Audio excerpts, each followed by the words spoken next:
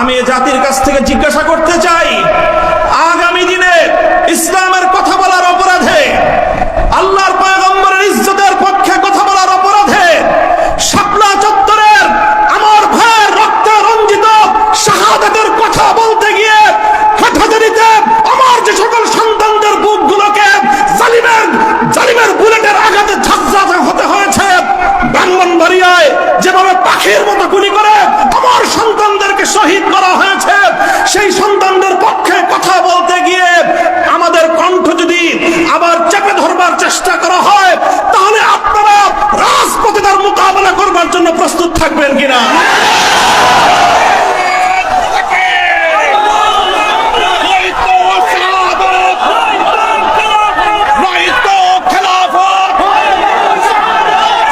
ইনশাআল্লাহ আল্লাহর জমিনে আল্লাহর দ্বীনের ঝান্ডা সমুন্নত রাখতে, আল্লাহর পয়গম্বরের ইজ্জতের হেফাজত করতে, এদেশের নাস্তিক্যবাদকে রুখতে, এদেশে ইসলামকে উপড়ে ফেলার সকল ষড়যন্ত্রকে রুখার জন্য যদি এর চেয়ে বড় ত্যাগ এবং কোরবানির প্রয়োজন হয়, হাসি মুখে আমরা সেই ত্যাগ করতে প্রস্তুত রয়েছি।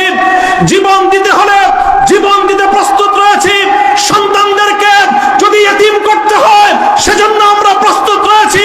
স্ত্রীদেরকে যদি বিধবা করতে হয় সেজন্য আমরা প্রস্তুত রয়েছি।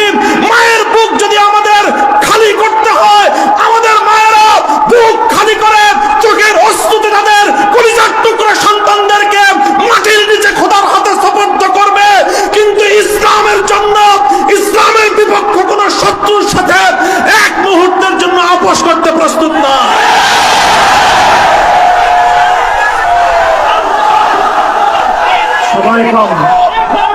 আমার স্পষ্ট পয়গাম, সব অন্যায়ের ক্ষমা রয়েছে, গাদ্দারি আর বিশ্বাসঘাতকতার কোনো ক্ষমা নাই। যারা গাদ্দার এবং বিশ্বাসঘাতক হিসেবে পরিচিত হবে, প্রমাণিত হবে, আগামী দিনে তাওহীদি জনতা তাদেরকে ঠাঁই দেবেন না ইনশাআল্লাহ।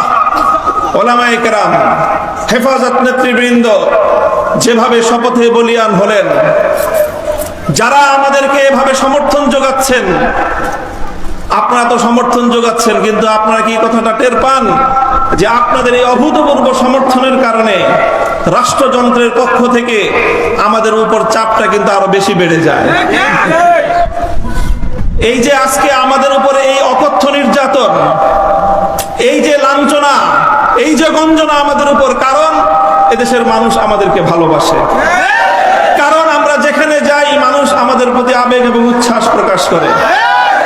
এখন আপনারা যদি আবেগ আর উচ্ছ্বাস প্রকাশ করে ঘরে গিয়ে বসে থাকেন চুপ করে, তাহলে আমাদের উপর কিন্তু চাপটা, জুলুমের স্টিম রোলারটা আমাদেরকে কিন্তু নিষ্পেষণ করে দিবে। তখন আপনাদের আবেগ প্রকাশ করার কিন্তু আর কোনো জায়গা অবশিষ্ট থাকবে না।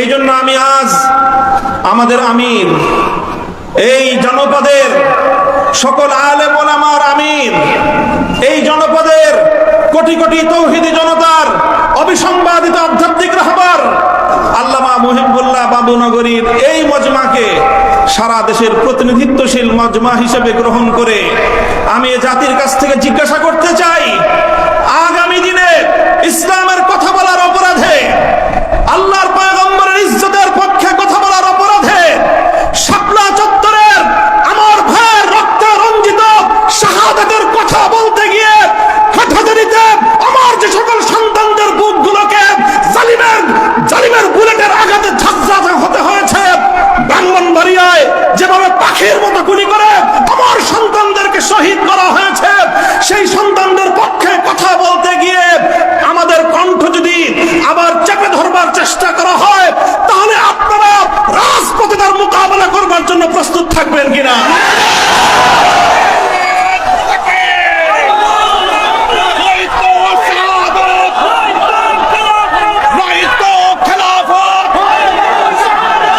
সংগ্রামী সাথী বন্ধুগণ, কথা দীর্ঘায়িত করার অবকাশ নেই। আমি আমার দীর্ঘ কারাবন্দিত্বের সময়ে আল্লাহ পাক রব্বুল আলামিনের রহমতের উপর আমার আস্থা, অবিচল বিশ্বাস ছিল যে আল্লাহ রব্বুল আলামিন নতিজা ভালো করবেন। উত্তম ফলাফল আমাদেরকে দিবেন সে আস্থা এবং বিশ্বাস ছিল। প্রথম দিকে যখন আমাদের মরহুম আমির হেফাজত আল্লামা জুনায়েদ বাবুনগরী হাফিজাহুল্লাহ তাআলা, তাকে আমরা জীবিত রেখে কারাগারে বন্দী হয়েছিলাম, তার উপর একটা বড় আমাদের আস্থা ছিল যে তিনি ইনশাআল্লাহ এই বন্দী মজলুম আলেমদের জন্য, শহীদ আমাদের সন্তানদের জন্য, ব্রাহ্মণবাড়িয়ায় নির্বিচারে হত্যাকাণ্ডের শিকার আমার শহীদ ভাইদের এই হত্যার বিচার আমাদের এই জন্মভূমিতে প্রতিষ্ঠিত করবার জন্য তিনি বলিষ্ঠ ভূমিকা পালন করবেন। আমাদের কারাবন্দীদের পক্ষে তিনি জাতিকে, জনমতকে সংগঠিত করবার জন্য বলিষ্ঠ ভূমিকা রাখবেন। কিন্তু আল্লাহ রাব্বুল আলামিনের ফয়সালা ছিল ভিন্ন কিছু। আমরা কারাবন্দী হওয়ার কিছুদিনের মধ্যেই সেই মর্মান্তিক শোক সংবাদটিও আমাদেরকে সহ্য করতে হয়েছে। আল্লামা জুনায়েদ বাবুনগরী রাহিমাহুল্লাহ তাআলা শাহাদাত বরণ করেছেন। আল্লামা জুনায়েদ বাবুনগরী শাহাদাত বরণ করেছেন। এরপরে অধীর উৎকণ্ঠা নিয়ে অপেক্ষার প্রহর গুনছিলাম যে আমাদের আস্থার এই মঞ্চে কে বসবেন। যখন জানতে পারলাম ওলি ইবনে ওলি, এ জাতির শ্রেষ্ঠ সন্তান, আস্থার মূর্ত প্রতীক আল্লামা শাহ মুহিবুল্লাহ বাবুনগরী হাফিজাহুল্লাহ তাআলা ইমারতের এই ঝান্ডা তিনি নিজ হাতে তুলে নিয়েছেন, সিজদায় শুকর আদায় করেছি, আস্থায় বুক বেঁধেছি যে ইনশাআল্লাহ একদিকে তিনি আরশের মালিকের সঙ্গে রাতের বেলায় চোখের অশ্রু ছেড়ে তিনি এই সংকট উত্তরণের জন্য আল্লাহ পাক রব্বুল আলামিনের সাহায্যকে জমিনে টেনে আনবার জন্য চেষ্টা করবেন। অপরদিকে তিনি জীবন দিবেন, কিন্তু কোন জালিমের রক্তচক্ষুকে পরোয়া করবেন না, কোন জালিমের সামনে তিনি মাথা নোয়াবেন না। এই আস্থা ছিল এবং আলহামদুলিল্লাহ আমি আমার উপলব্ধি হলো এই যতটুকু আস্থা শুরুর সূচনাতে ছিল, আজ পর্যন্ত আমরা আমাদের আমির হেফাজতের থেকে তার আচার আচরণ, তার ভূমিকা আমাদের আস্থার চেয়ে বহুগুণ বেশি পেয়েছি। আমাদের আমির আল্লাহর পক্ষ থেকে আমাদের অনেক বড় নিয়ামত। ইনশাআল্লাহ আমির হেফাজতের হাতকে যদি আমরা এভাবে শক্তিশালী রাখতে পারি, এদেশে আমাদেরকে জুলুম করতে পারবে, আমাদেরকে গুলি করে হত্যা করতে পারবে, কারাগারগুলোকে আমাদেরকে দিয়ে ভরপুর করতে পারবে।